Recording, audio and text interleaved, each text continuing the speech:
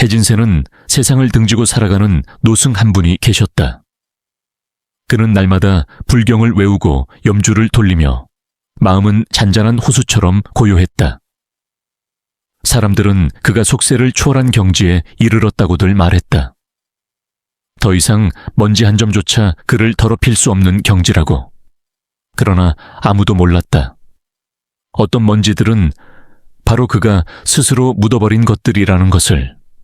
그날 하늘에 가벼운 비가 내리기 시작했다. 회색 구름들이 태백산맥 너머를 조용히 기어가듯 지나갔다. 마치 하늘조차 곧 일어날 무언가를 외면하고 싶은 듯했다. 문정 스님, 올해 87, 바람에 스며든 그림자처럼 마른 몸을 이끄는 노승, 이 예고 없이 법당을 나섰다. 지팡이도 없이, 염주도 없이 그는 낡고 녹슨 작은 삽 하나만 들고 있었다. 평소 탁해 보이던 그의 눈이 그날따라 불꽃처럼 이글거렸다. 그는 절 뒤편의 묵은 땅을 향해 곧장 걸어갔다. 수십 년 동안 아무도 감히 가까이 가지 못했던 곳이었다.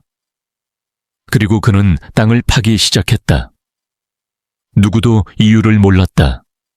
한 동자가 놀라서 불러쓰려 했지만 문정보다도 나이 많은 주지 스님이 조용히 그의 손을 잡았다. 안 돼. 저분이 스스로 마주해야 할 일이야. 비 내리는 소리 속에서 들려오는 묵직한 삽질 소리.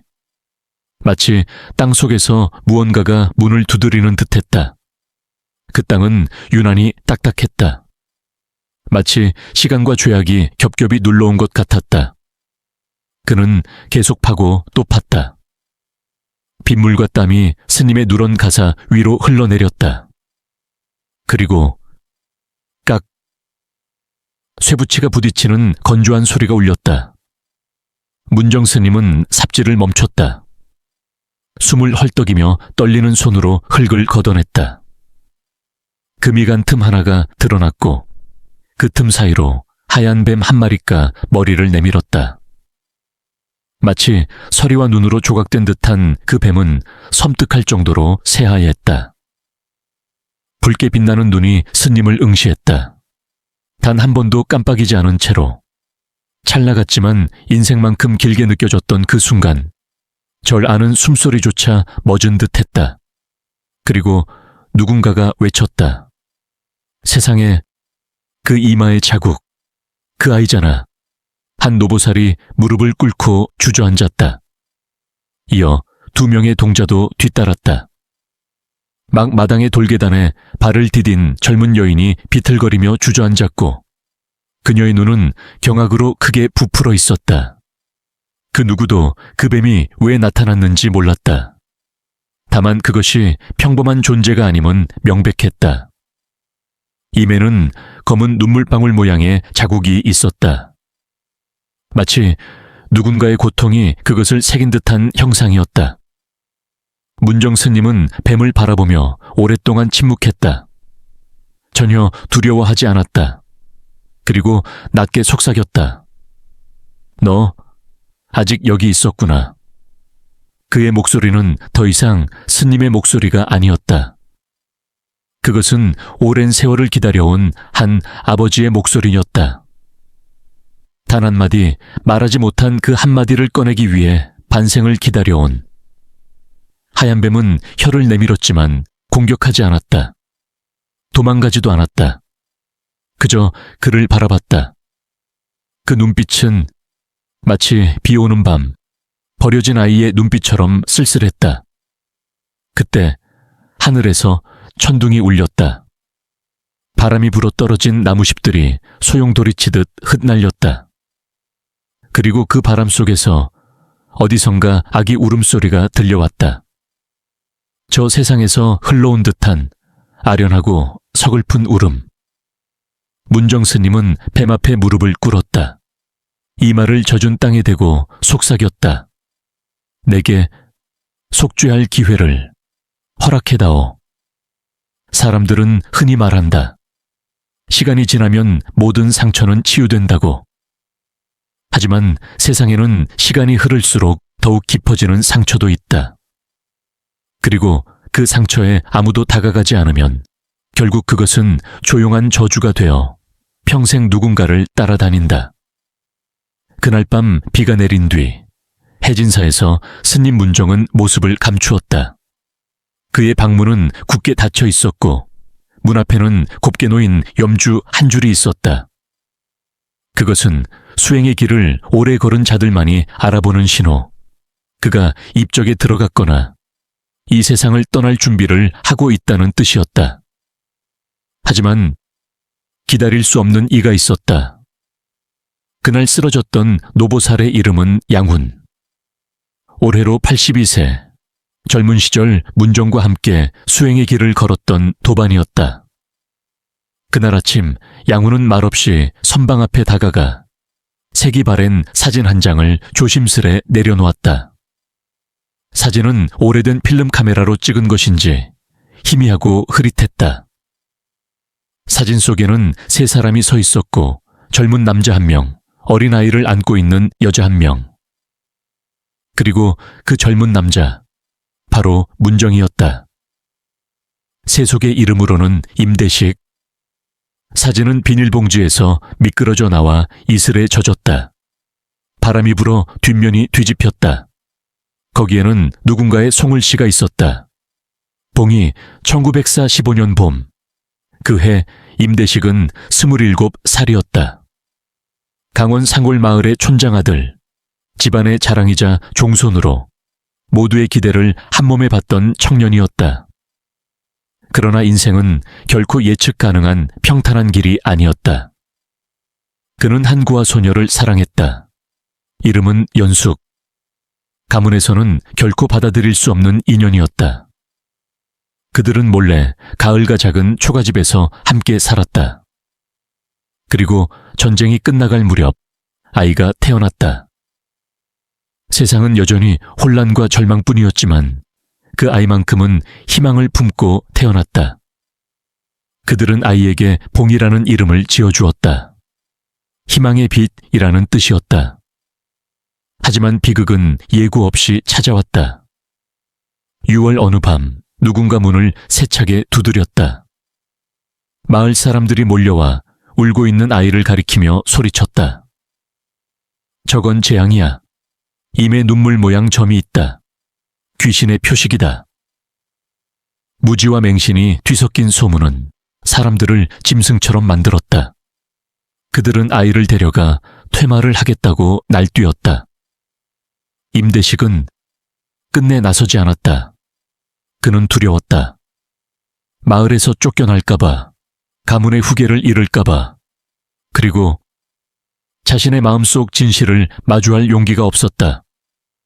아내가 절규하며 아이를 품에 안고 버티는 동안 그는 아무 말도 하지 않았다. 그 다음 날 아침 아이는 사라졌다. 그리고 젊은 어머니 연숙은 차가운 가을에 몸을 던졌다. 그리고 현재 선방한 스님 문정은 오래된 사진을 앞에 두고 말없이 앉아 있었다. 눈물이 조용히 흐르듯 흘렀다. 60년이 지난 지금 그는 처음으로 그 사진에 손을 대었다. 자신을 아버지라 부르던 아이의 흔적에. 그는 자신의 이마를 천천히 짚으며 아주 낮은 목소리로 속삭였다. 봉이야, 너는 아직 거기 있구나. 저 하얀 뱀의 모습으로 그날의 빛 속에 아버지가 벗어나지 못하는 꿈 속에. 밖에서는 다시 비가 부슬부슬 내리기 시작했다. 그리고 또다시 절 뒤편에서 바람이 불어왔다. 그 바람 속에는 아주 작고 미세한 소리가 섞여 있었다. 멀리서 먼 곳에서 들려오는 아이의 목소리. 아빠.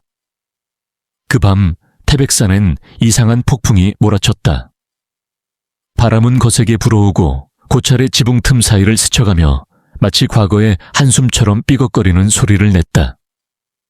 비는 아무 예고 없이 퍼붓기 시작했고 마치 곧 드러날 어떤 비밀을 대신해 하늘이 먼저 울기라도 하듯 세차게 내렸다. 절 뒤편 문정 스님이 전날 파헤친 곳에서는 폭우에 의해 흙과 돌이 무너지기 시작했다. 선원 뒤를 감싸던 낮은 돌담엔 금이 가더니 묻혀있던 오래된 바닥의 일부가 모습을 드러냈다. 날이 밝고 비가 그치자 어린 수행승들은 땅 위로 삐져나온 썩은 나무 조각을 발견했다. 즉시 주지 스님과 양운거사가 도착했다. 그들은 등잔불 아래 함께 흙을 더 파내렸고 마침내 하나의 상자를 발견했다. 아기 한 명을 안을 정도 크기의 소형 나무 상자였다. 상자는 오래된 밧줄로 묶여 있었고 뚜껑은 썩어 부서질 듯 했지만 조선 말기 귀족들만이 사용하던 붉은 밀랍으로 된 봉인이 그대로 남아 있었다. 뚜껑을 열자 그 안에는 핏빛이 스민 낡은 비단천, 붉은 실로 만든 유아용 팔찌, 그리고 한자와 구어체 한글이 뒤섞인 오래된 종이 조각이 있었다. 누군가 떨리는 목소리로 그 글을 읽었다. 원한의 피를 건드린 자 피로 갚으리라. 침묵으로 생명을 묻은 자 70년의 밤을 잠들지 못한 채 그 부름을 들으리라. 그 순간 공기 속이 무겁게 가라앉았다. 마치 보이지 않는 누군가가 조용히 그 자리에 함께 서 있는 듯한 기운이었다. 양운거사는 손을 떨며 팔찌를 들어 자세히 살폈다. 작은 글씨 세 자가 수놓아져 있었다. 봉, 희, 아. 그는 휘청이며 눈물을 흘렸다. 세상에, 그 아이야. 연숙이 홀레복에서 뽑은 실로 직접 만든 팔찌였어. 다음 날 아침 마을 전체에 소문이 퍼졌다. 사람들은 말했다. 전날 밤 폭우 속에 누군가 푸른 불빛이 사찰 주변을 맴도는 것을 보았다고. 그리고 작은 아이 하나가 은행나무 아래 조용히 서서 문정 스님의 방을 바라보고 있었다고. 또 누군가는 들었다고 했다. 남자인지 여자인지 모를 가벼운 웃음소리가 수십 년 동안 아무도 오르지 않았던 낡은 기와지붕에서 들려왔다고. 한편 문정 스님은 여전히 방에서 나오지 않았다. 하지만 그날 아침 밥을 들고 간 한 어린 수행승이 말했다. 평소처럼 음식 쟁반을 문 앞에 내려놓고 돌아서려던 순간 문 안에서 아주 희미한 소리가 들려왔다고. 마치 살아있는 사람의 목소리가 아닌 것처럼. 무서워하지 마라. 아버지는 여기 있다. 수행승이 놀라 돌아봤을 땐 문은 여전히 굳게 닫혀 있었지만 맑은 흰죽 반그릇이 사라져 있었다. 그날 밤 주지 스님은 결단을 내렸다. 오래된 사찰 고소고를 열기로. 그곳은 일제강점기부터 보관되어 온 고경과 비문이 잠들어 있는 장소였다. 먼지 쌓인 책장 깊숙한 곳에서 그는 잊혀진 송을시 노트 한 권을 찾아냈다. 마지막 페이지에는 떨리는 글씨체로 짧은 문장이 적혀 있었다. 언젠가 뱀이 다시 모습을 드러낸다면 그 아이는 아직 떠나지 못한 것이다. 복수를 원하지 않는다. 단지 한 사람을 기다린다.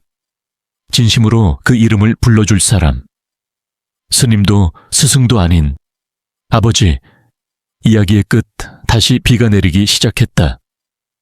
이번엔 더 부드럽고 조용하게 길을 잃은 영혼이 흘리는 마지막 눈물처럼. 그날 밤 꿈속에서 문정 스님은 작은 손 하나가 자신의 손을 꼭 잡는 장면을 보았다. 그 손은 그를 이끌어 눈부신 빛이 가득한 문을 통과하게 했고 그 너머엔 자장가가 흐르고 흰 한복을 입은 여인이 조용히 미소 지으며 그를 기다리고 있었다. 산사태가 있던 밤과 나무 상자가 발견된 이후 절은 이상하리만치 고요한 침묵에 잠겼다. 누구도 뒷마당으로 가지 않았다. 하얀 뱀이 모습을 드러냈던 그 땅. 마치 모두가 숨을 죽이고 무언가를 혹은 누군가를 기다리고 있는 듯했다. 맑은 햇살이 드물게 비추던 어느 아침, 주지 스님은 문정 스님의 수행방으로 향했다. 문은 여전히 잠겨 있었지만 이번엔 문 앞에 놓여있던 염주가 사라져 있었다. 그는 조심스럽게 문을 밀었다. 문은 열렸다. 방 안엔 아무도 없었다. 다만 낡은 편지 한 장이 헤어진 좌선 방석 위에 정갈하게 놓여 있었다. 종이는 오래되어 누렇게 바랬고 가장자리는 젖은 흔적처럼 구불구불했다. 하지만 글씨는 여전히 선명했다. 부드럽고 단호한 필치, 마치 심장에서 뽑아낸 듯한 문장들. 주지 스님은 떨리는 손으로 편지를 펼쳤다. 줄줄이 써내려간 문장 하나하나가 참회의 고백이었다. 연수가 이 편지를 네가 읽고 있다면 나는 아마 더 이상 대식기 아닐 거야. 나는 남편 자격도 아버지 자격도 없었어. 그날 밤 사람들이 너의 품에서 아이를 빼앗아 갈 때 나는 그저 서 있었다. 사랑하지 않아서가 아니라 너무 약했기 때문이야. 난 두려웠어. 그저 침묵하면 모든 게 지나갈 거라 생각했지. 하지만 나는 틀렸어. 나는 아이가 끌려가는 걸 봤고 네가 무너지는 걸 봤어. 그런데도 한마디도 하지 못했어. 그 비겁함이 내 삶 전체를 따라다녔어. 네가 떠난 뒤 나는 마을을 나와 정처 없이 떠돌았어. 결국 나는 부처님께 귀의했지. 참회하려고 염불하고 울며 살아왔어. 그 누구도 모르게. 하지만 아무리 기도해도 마음속에 울리는 아이 울음은 사라지지 않았어. 절대 자라지 않는 그 울음. 사람들은 그 아이가 절 뒤편에 묻혔다고 말했어. 정화의식기라는 이름 아래. 아무도 그 땅에 가까이 가지 않아. 그곳은 나의 침묵보다도 차가운 곳이야. 그래서 나는 그 땅을 팠어. 아이를 다시 부르기 위해서. 비록 뱀으로, 안개로, 어둠으로 돌아왔더라도 아이가 아빠의 목소리를 들을 수 있다면 그걸로 충분해. 다음 생이 있다면 나는 스님이 되고 싶지 않아. 해탈도 바라지 않아. 처음부터 다시 시작할 수 있기를 바랄 뿐이야. 아이의 손을 잡고 너를 지켜주며 그 말 단 3글자. 끝내 말하지 못했던 그 말. 사랑해. 대식. 주지 스님은 편지를 조심스레 접었다. 어느새 눈물이 흘러내리고 있었다. 그는 고개를 들었고 그 순간 수행방의 낡은 벽에 흐릿한 형상이 떠올랐다. 한 남자가 아이를 품에 안고 다른 손으론 흰옷 입은 여인의 손을 잡고 있는 모습. 그 환영은 몇 초간 머물다 사라졌다. 그날 오후 양운거사는 은행나무 아래 명상에 잠긴 문정 스님을 발견했다. 사람들이 종종 아이의 그림자를 봤다고 했던 그 자리였다. 스님은 더 이상 움직이지 않았다. 미소를 머금은 채 마치 아름다운 꿈속에 있는 듯했다. 그의 손에는 붉은 실로 만든 아이용 팔찌가 들려 있었다. 은행나무는 아직 낙엽철이 아님에도 조용히 잎을 떨어뜨리기 시작했다. 노란 잎들이 바람에 흩날리며 석양 속에서 반짝였다. 그것은 마치 저 너머에서 날아온 작별의 인사 같았다. 그날 밤 해진사에서는 천도제가 열렸다. 한 사람을 위한 의식이 아니었다. 두려움과 시대의 폭력, 말하지 못한 진실에 의해 찢긴 한 가족을 위한 의식이었다. 마지막 촛불이 밝혀졌고 주지 스님은 경전의 마지막 구절을 읊조렸다.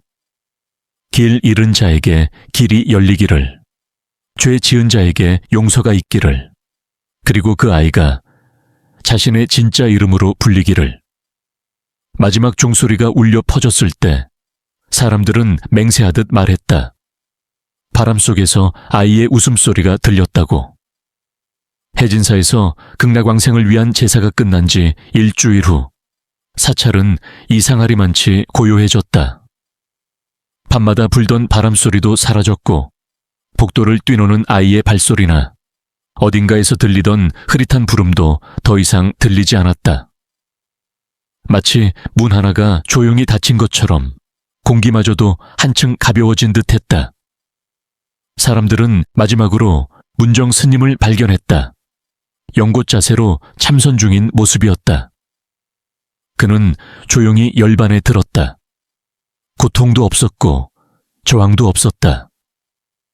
그의 손에는 여전히 붉은 실로 만든 어린이용 팔찌가 쥐어져 있었고 옆에는 직접 먹으로 그린 그림 한 점이 놓여 있었다.